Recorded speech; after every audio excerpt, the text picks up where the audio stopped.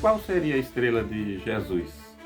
Já que eu disse num vídeo aqui, e quem estuda magia sabe, sobre a estrela de Davi, que na verdade a estrela não é de Davi, é ligada a Saturno e a de muitos povos mágicos, mas é tido aí pelo povo. Tem um vídeo aqui falando sobre isso, você que não viu, veja. O povo de Israel não, os judeus, que hoje são judeus, adotaram essa estrela e colocaram na bandeira o hexagrama, como sendo de Davi, né? E eu disse e volto a repetir, a estrela real do povo israelense, povo hebreu, era o pentagrama, né? Que é ligado ao ciclo de 40 anos, o ciclo de Vênus. Quem estuda astrologia sabe qual é esse ciclo. É o ciclo das conjunções de 8 em 8 anos, que dá 40 anos, os 40 anos que eles passaram no deserto, assim como a arca passou 40 dias, tudo uma simbologia do número 40. Jesus passou 40 dias no deserto, então o pentagrama é o símbolo dos hebreus, que depois que a ruptura que Davi criou o judaísmo, adotaram o hexagrama, o que é errado, o que prende a matéria, que é por isso que Israel está lá preso em guerra, sempre brigando com os vizinhos, tentando tomar território e não deixa nunca de ser uma terra de sangue, porque o hexagrama não é tão positivo assim, é poder material, mas não é espiritual. O hexagrama é muito mais poder espiritual e é o mesmo poder que está ligado a Salomão. Salomão, dizem que no anel ele tinha o hexagrama, isso é um erro. Ele tinha o pentagrama. Ele tinha como símbolo o pentagrama, por isso chamavam de cinco Salomão, os bruxos antigos, que eles captaram bem isso, mais ligado à cultura hebraica de Moisés também, que era o pentagrama. Ele tinha no seu cetro pentagrama, e não o seu cajado era ligado ao pentagrama e não ao hexagrama. Pois bem, mas qual seria então a estrela de Jesus? Porque a Bíblia é sempre ligada à estrela. E apesar de querer ignorar a astrologia, ela está presente de uma forma ou de outra. Tentaram apagar muita coisa, mas mesmo assim está lá os códigos para você saber que tudo era baseado em astrologia. Até o dia que Jesus nasceu, tem a história lá dos magos que vieram ligados pela estrela. Mas qual seria essa estrela? No livro de Apocalipse tem uma passagem que fala que Jesus tinha 7 estrelas em uma mão. Mas na verdade é porque a estrela ligada a Jesus é a estrela de 7 pontas, o septenário dos magos.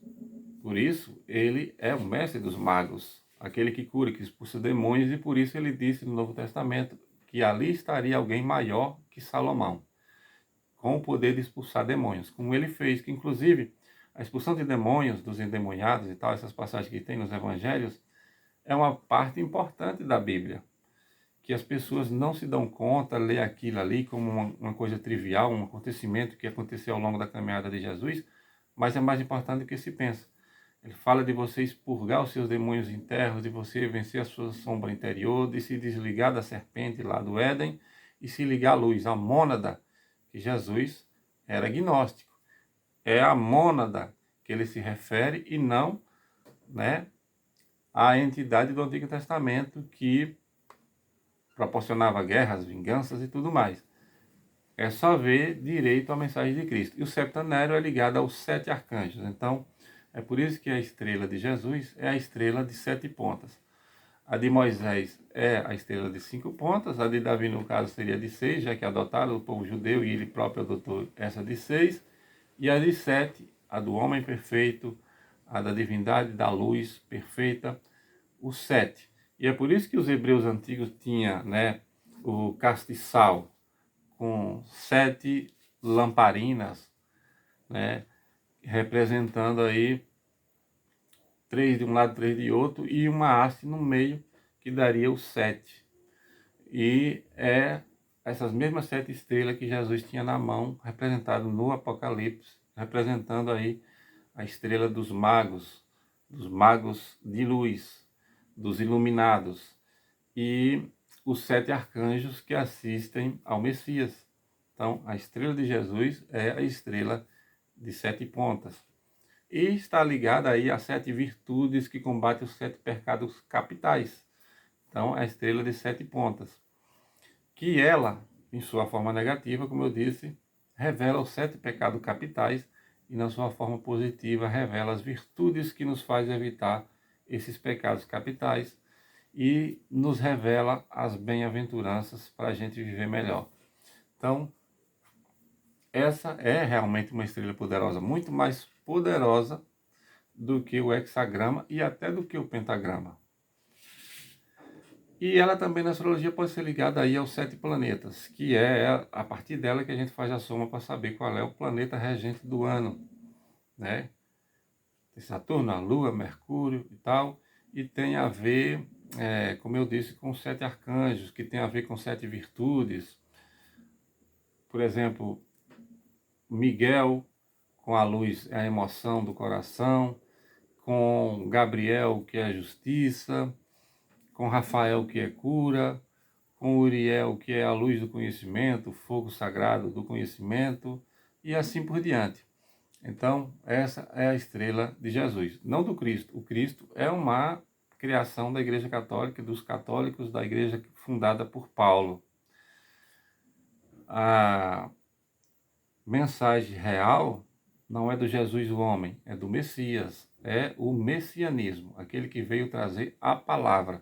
Se você prestar atenção, Jesus não se apresentou como líder religioso. Ele não quis ser visto como líder religioso. Ele se apresentava quase como um empresário, um homem de negócios, aquele que veio negociar os tesouros do céu. Ele sempre repetia, como homem de negócios: juntai tesouro no céu e não na terra, onde a traça na terra, as traças hão de comer. E ele sempre citava negócios. Ah, era o dono da vinha, era o pastor de ovelhas, na casa do meu pai tinha muitas moradas, como se fosse um hotel, como se fosse uma casa grande. Então ele era um homem de negócio. Ele não se apresentava como líder religioso, um arquiteto, um engenheiro que dizia: ah, eu posso destruir esse templo e refazer em 3 dias. Então ele era um homem de construção. E por isso ele dizia assim: faça sua casa na rocha, como engenheiro. Não, se você fincar suas bases na areia, vem a água e vai derrubar. Tudo ele falava de você ter firmeza, de você fazer as coisas, as suas ideias na firmeza. Por isso ele diz: tu és pedra, sobre essa pedra edificarei minha doutrina. A doutrina dele é em verdades. Não se divide apenas em bem e mal, se divide em mentira e verdade, como eu já fiz um vídeo aqui. As coisas, a disputa se divide em mentira e verdade. Por isso que o diabo é chamado de o pai da mentira e ele veio trazer a verdade, a luz da verdade, e que João, no início do evangelho, disse: a luz era Deus e estava com Deus, que é a luz da verdade. E ele disse claramente que a verdade vos libertará. Então é uma luta da verdade contra a mentira. Então todo líder religioso, político, que vive com mentira, com fake news, que tenta mentir para seus seguidores, para os seus amigos, para os seus aliados, ele pertence a sombras, ao mal, ao pai da mentira. Ao que trabalha com a verdade, o que edifica as suas ideias na rocha da verdade, da firmeza, firme como uma rocha, esse está com Jesus. E por isso são os 7 pilares, os 7 pilares do universo, os 7 arcanjos, a estrela de 7 pontas. Então, Jesus veio para trazer a verdade e libertar com a verdade e combater a mentira. Essa é a verdadeira luta dos filhos de Deus e de todo aquele que busca a luz. É vencer a mentira e divulgar a verdade. Se não usar a verdade e usar a mentira, está trabalhando para as sombras.